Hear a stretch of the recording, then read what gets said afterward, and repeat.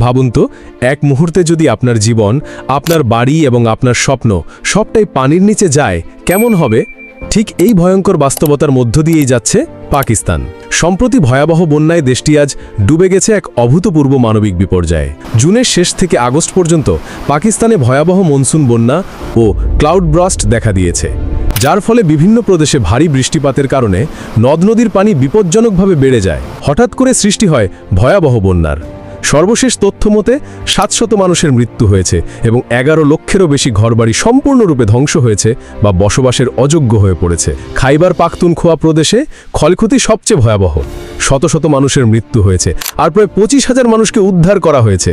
ঘরবাড়ি, রাস্তা, সেতু ভেসে গেছে। লক্ষাধিক মানুষ গৃহহীন। বিদ্যুৎ সরবরাহ ভেঙে পড়লেও সরকার জরুরি উদ্যোগ নিয়ে 70% বিদ্যুৎ পুনরুদ্ধার করেছে। ধ্বংসপ্রাপ্ত রাস্তার অনেকগুলো ইতিমধ্যে চালু করা হয়েছে, তবে পুরো দেশ এখনও বিপর্যস্ত। আতঙ্কে অনেকে এখনও নিজেদের ভেজা ঘরে ফিরতে সাহস পাচ্ছেন না। পাহাড়ি এলাকায় আশ্রয় নিয়েছেন হাজারো মানুষ। প্রধানমন্ত্রী শেহবাজ শরীফ উদ্ধার ও পুনর্বাসন কার্যক্রম ত্বরান্বিত করার নির্দেশ দিয়েছেন। সেনাবাহিনী, পুলিশ, ফায়ার সার্ভিস দিনরাত কাজ করছে।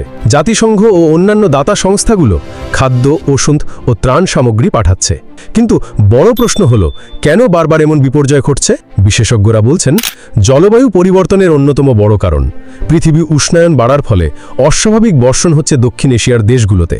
হিমবাহ গলে যাচ্ছে, বর্ষণ হচ্ছে অস্বাভাবিক হারে এবং দুর্বল অবকাঠামো এই বিপর্যয়কে আরও বাড়িয়ে তুলছে। আরও বৃষ্টিপাতের সতর্কতা জারি করা হয়েছে সেপ্টেম্বরের মাঝামাঝি পর্যন্ত। পাকিস্তানের এই বন্যা আমাদের সবার জন্য সতর্কবার্তা।